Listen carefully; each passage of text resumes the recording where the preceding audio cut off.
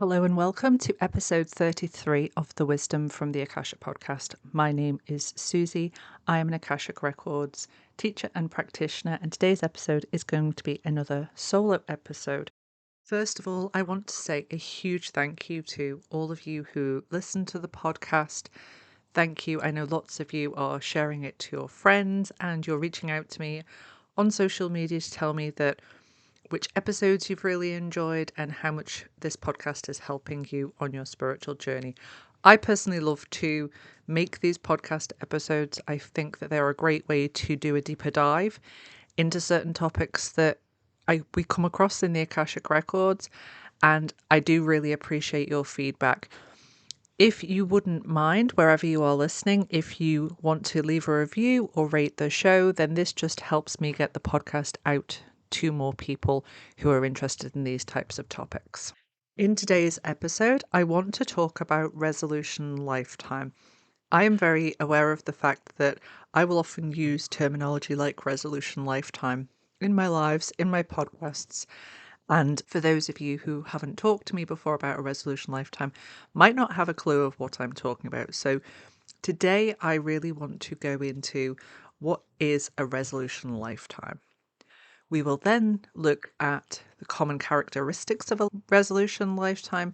My intention with this episode is to provide you with some information that may help explain to you why your life has had certain themes, and so that, as always, you can understand yourself from that deeper soul level perspective that the Akashic Records offers. You can think of a resolution lifetime as a lifetime where you are ripping things up and where your soul has the intention at this time to either not come back once the soul transitions, so once the soul leaves the body at the end of a lifetime, or it can be a lifetime where your soul is coming to the end of the earth incarnational cycles. Remember that the earth, the solar system, all of the planetary spheres, think of them all as schools. And Earth, because of the density of Earth, because of the influence of evolutionary and devolutionary forces, Earth is a really hard school. Souls who would be identified in the Akashic Records as having a resolution lifetime are those souls who are coming to the end of the Earth school experience. This does not mean that at the end of the Earth incarnational experience that they are going to merge back to Source. It just means that this stage of their evolution is over. There are, of course, other stages of evolution, other schools for a soul to go to.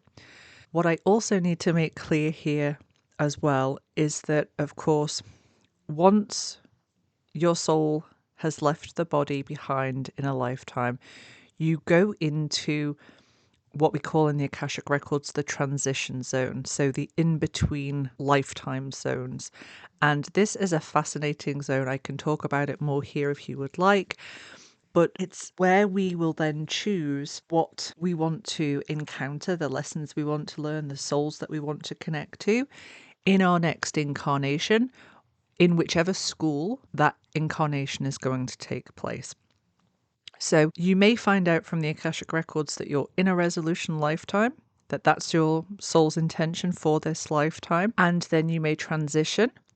And whilst you're in the transition zone, you may then still choose, actually, I want to go back to Earth. That is always a free will decision that the soul has. The resolution lifetime then is essentially either the last intended physical incarnation or coming up to the last intended physical incarnations within the Earth plane.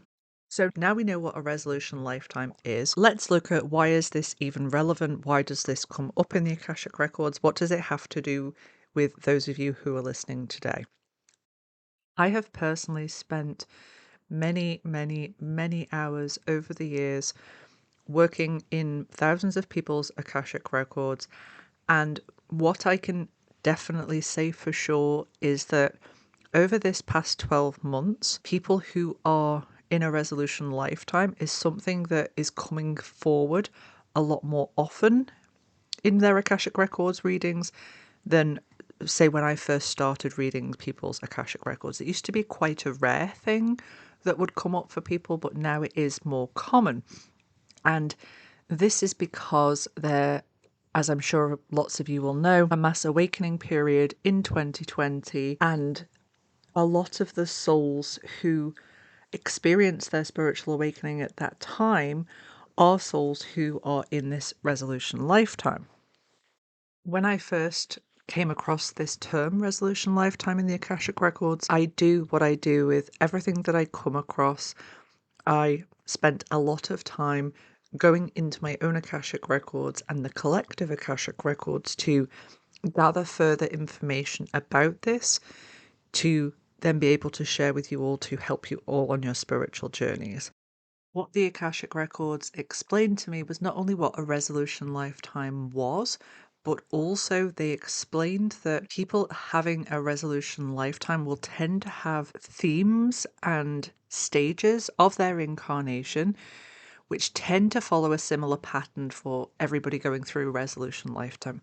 Of course, every one of you is individual and unique, and you will have your own journey. But people who are in a resolution lifetime will often have similar characteristics throughout certain stages in their life, which is what I want to go into now. The first thing that is a similar feature with people who are in resolution lifetimes is that they very, very rarely choose to incarnate into a human earth family that are also their soul family. So in a resolution lifetime, most of those souls, the large majority of the souls having a resolution lifetime, will choose to incarnate with a family that they may have soul contracts with, but that are not soul family level of connection. What that means for the individual, of course, is that they feel very disconnected from their birth family. They may feel like the black sheep of the family, the outsider. They may really feel that they don't fit in, especially when they are very young and just trying to navigate their way through the world.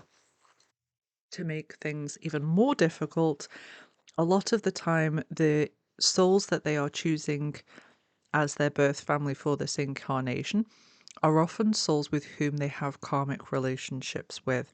So it may be that your birth father in this lifetime is a husband from a previous lifetime that you had a difficult relationship with, and you have chosen with that soul that you're going to come into this incarnation in a different role, and that you're going to essentially neutralize the karma so that there is no longer an energetic connection existing between you. This, of course, is because if you are in a resolution lifetime, you are trying to essentially neutralize all of that karma, let go of all attachments, and allow your soul to move forward into its next stage of evolution once it transitions.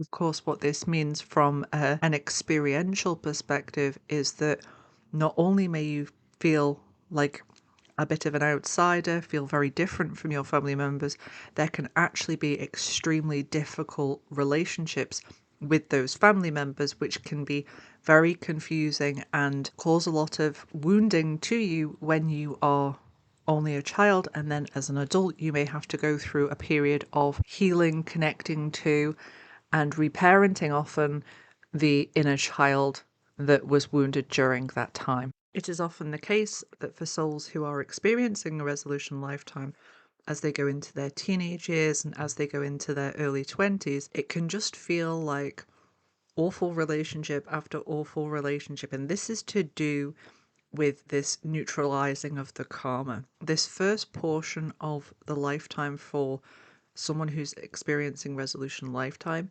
is all wrapping up all the karmic stuff from many incarnations, usually, that you've had on Earth.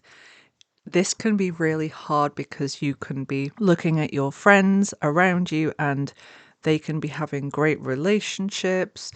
They can be experiencing very little struggle, and you can think to yourself, wow, I must have done something really bad in a previous lifetime. I'm being punished for this, or why do I have to have all of these awful experiences? And I hope that by understanding part of this pattern that you can see that actually this is not a punishment in any way, shape or form.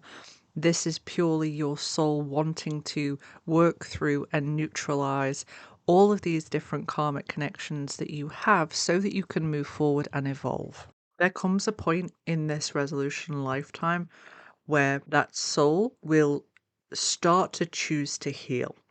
This is when they start to expand their consciousness. Oftentimes, this will be the time that a spiritual awakening will kick in for them in that lifetime, and they move into the hermit phase of the resolution lifetime. Now, this is different to the hermit phase of the spiritual awakening. This is the hermit phase of the resolution lifetime, and this is where all of the energy and attention is focused on that individual's healing journey, on their own development, on their own growth. They call it the hermit phase because a lot of the time this means letting relationships go, careers go, old friends go, perhaps distancing or disconnecting from certain family members, but there's this sense of pulling away from everything that has been going on in the karmic neutralization phase and going, right, hang on, I need to transmute this, I need to work through this, because ultimately that soul knows that the intention for this lifetime is to not come back or to not come back for more than a couple of lifetimes. This hermit phase can last for quite a long time because we are dealing with healing not only everything that has happened in the current lifetime, but also in the past lifetimes. We're looking at any ancestral wounding that we've taken on. There is a lot to get through. And one of the telltale signs of resolution lifetime is the souls who are having that resolution lifetime often feel an urgency in respect of their healing journey. They want to get it done. Now, this isn't just because we live in a society in the West which is very quick fix oriented. It's genuinely that feeling of, I want to get all of this healing work done so I can move on to the next stage, because the soul knows that the next stage of this journey is the expansion stage. Before I get into that, I would like to just say, if you are in that healing phase, that hermit phase, you're feeling very disconnected and you're going through it, and then you're also feeling this pressure that's coming of, we need to get on with this healing journey, please give yourself so much kindness, so much compassion, because there is no hurry. The soul is never in a hurry. It's always the ego that wants to speed up the process. The soul, of course, wants you to move into the expansive phase of a resolution lifetime because it's all to do with alignment and authenticity, but it is not putting any pressure on you whatsoever. If you feel any pressure, that is absolutely the ego coming in, and the ego will often want to put that pressure on you as a way to encourage you to actually bypass healing certain things. The expansion phase is when the soul has moved out of the healing phase and is in complete alignment, connected to their authentic self, and really has this desire to be of service. And often the journey that they have experienced is how they will then be of service, the methods that they've used, the practices that have helped them, because they have wrapped up all of those karmic connections and then they have healed through the energetic stagnation caused by those difficult karmic relationships. This is also the time when soulmate level connections will come on. That can be romantic soulmate level connections, it can be friends, it can be people to work with, and it's also at this time in the expansion phase where soul family members will start to show up in the life of someone who's in resolution lifetime, because everybody has soul family. It's just oftentimes for people in resolution lifetime, they don't actually get to connect with them until they're in that expansion phase of the resolution lifetime. Of course, with all of these phases, these are not set in stone and it is not linear, so you can be experiencing being in two of these at the same time. What I mean by that is you can be in that healing hermit phase and starting to move into the expansion phase. So you could spend perhaps 80% of your time in that expansion phase, and then you're just dealing with certain things as and when they come up, and that's when you go back into that hermit phase. I hope that this episode has given you a much deeper and clearer understanding of what it means when I talk about resolution lifetime, or if perhaps you have been told that you are someone who is in a resolution lifetime. I hope that this has given you some clarification into what that actually means from the perspective of the Akashic Records. Next week, I am going to be starting a listeners' questions section of the podcast, and next week's episode is going to be a listener's question that has been submitted to me, and I'm going to answer it. If you would like to put forward your questions for the listeners' questions, I'm more than happy to receive them. I love receiving questions from listeners. You can either send them to me over on Instagram, or you can drop me an email, or you can contact me through my website. All of my contact details are available over on my website. I look forward to seeing you next week for that first listeners' question episode. And I hope that you all have a beautiful, restful post full moon and eclipse weekend.